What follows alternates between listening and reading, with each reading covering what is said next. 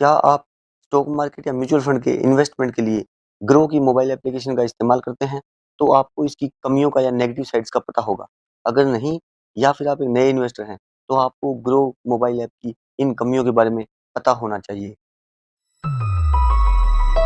Audio jump.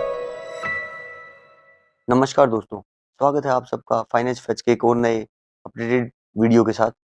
Grow की mobile application बहुत लोकप्रिय है इंडिया में और इसने बहुत ही थोड़े समय में काफ़ी अच्छी पॉपुलैरिटी गेन कर ली है और इसको लोग स्टॉक मार्केट में इन्वेस्टमेंट या ट्रेडिंग के लिए और स्पेशली म्यूचुअल फंड में इन्वेस्टमेंट के लिए, एसआईपी के लिए या लमसम दोनों के लिए ये बहुत ही ज़्यादा यूज़ हो रही है इंडिया के अंदर।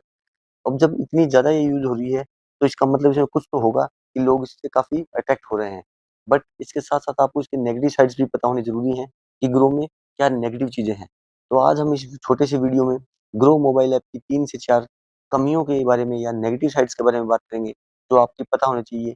और इसमें जो सबसे लास्ट कमी है, वो तो बहुत बड़ी और इम्पोर्टेंट है हर एक इन्वेस्टर के लिए जानना, तो वीडियो को लास्ट तक देखें।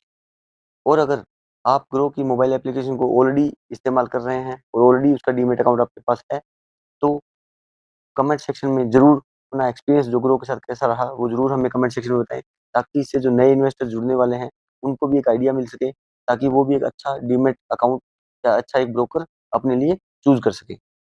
तो ग्रो मोबाइल की जो नेगेटिव साइड्स है, उसमें सबसे पहली जो कमी है, वो ये है कि ग्रो हमको म्यूचुअल फंड में सिस्टमैटिक इन्वेस्टमेंट प्लान यानी एसआईपी करने का ऑप्शन तो देता है, लेकिन ये डायरेक्ट स्टॉक्स में एसआईपी करने का ऑप्शन हमें अभी तक नहीं दे रहा है।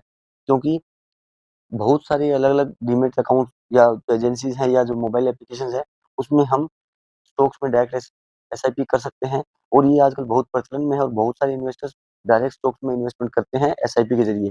लेकिन जैसे एंजल वन, ज़ेरोधा ये सब बड़े-बड़े जो ब्रोकर्स हैं, ये डायरेक्ट स्टॉक्स में एसआईपी का आपको ऑप्शन देते हैं, बट ग्रो में अभी तक डायरेक्ट स्टॉक में एसआईपी करने का ऑप्शन अवेलेबल नहीं है अपने इन्वेस्टर्स के लिए, जो कि बहुत ही नेगेटिव साइड है ग्रो की, जो अपने इन्वेस्टर्स को काफ़ी दिक्कत फेस करनी पड़ रही है। दूसरी और जो बड़ी कमी या नेगेटिव साइड हम ग्रो मोबाइल एप्लीकेशन की बोल सकते हैं, वो ये है कि इसमें कोई भी फ्री डिलीवरी नहीं है। डिलीवरी का मतलब क्या होता है कि आपने कोई शेयर परचेज़ किया और डिलीवर यानी कि आपने अपने अकाउंट में उसको डिलीवर करवा लिया। यानी आप उस पर्टिकुलर शेयर को या ट्रेड को उस जो शेयर आपने खरीदा है उसको अपने डीमैट अकाउंट में ले लिया, उसको 1 से ज़्यादा दिन आप होल्ड करने वाले हैं। तो ग्रो में डिलीवरी का जो ट्रेड होता है वो फ्री नहीं है, उसमें आपको कम से कम 0.5% और मैक्सिमम ₹20 आपको उस पर्टिकुलर ट्रेड के लिए देने ही पड़ेंगे। जबकि बहुत सारे ब्रोकर्स हैं जो डिलीवरी की जो ट्रेड है उसको फ्री देते हैं। जैसे कि एंजल वन हो गया या ज़ेरोधा हो गया, इसमें आपका जो डिलीवरी ट्रेड है वो फ्री होता है।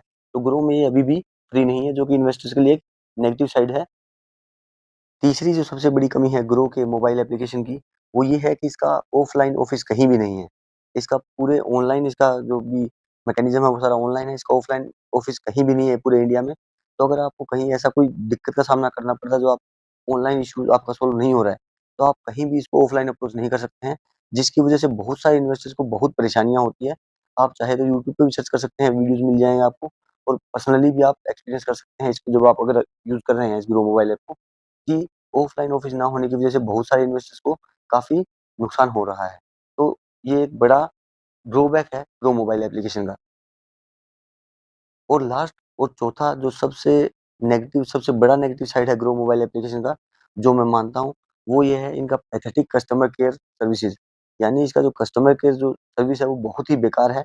इसमें पर्सनल एक्सपीरियंस के बेस पे मैं बता रहा हूँ कि अगर आपको अगर कोई दिक्कत आती है और अगर आपने इसको कस्टमर केयर को ट्राई करने की कोशिश किया और अगर आपने इसे कस्टमर केयर एग्ज़ीक्यूटिव से बात करने की कोशिश की, तो आपको कई देर तक इसको ये होल्ड पे रखेगा या वेटिंग में रखेगा और उसके बाद फ़ोन डिस्कनेक्ट भी कर देगा अपने आप। मैं पर्सनल एक्सपीरियंस कर चुका हूँ।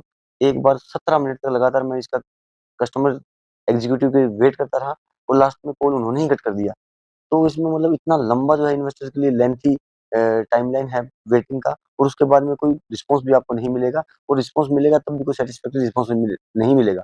जो कि एक इन्वेस्टर के लिए बहुत ही नेगेटिव साइड है, क्योंकि एक इन्वेस्टर को आज के टाइम में जब वो पैसा दे रहा है तो उसको प्रॉम्प्ट सर्विसेज़ चाहिए, इन हैंड सर्विस ही चाहिए, ताकि जल्दी से जल्दी उसका जो दिक्कत है वो फेस जो कर रहा है वो फेस उसको सॉल्यूशन मिल सके। लेकिन ग्रो में ऐसा कुछ नहीं है, ग्रो में इवन आपको जब आप कस्टमर केयर को अप्रोच करते हो, तो आपको दिक्कतें बढ़ती है, कम नहीं होती।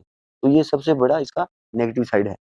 अगर आप पहले से ग्रो मोबाइल एप्लीकेशन का इस्तेमाल कर रहे हैं, तो आपका इन चारों कमियों में कैसा एक्सपीरियंस रहा है या आपने कभी फेस की है या नहीं की? इसके बारे में कमेंट बॉक्स में हमें पिन ज़रूर करें, ताकि ये आप जो नए इन्वेस्टर्स हैं, जो नए ब्रोकर्स या नए डीमैट अकाउंट के लिए तलाश में हैं, तो उनके लिए एक गाइडलाइन की तरह काम कर सकें।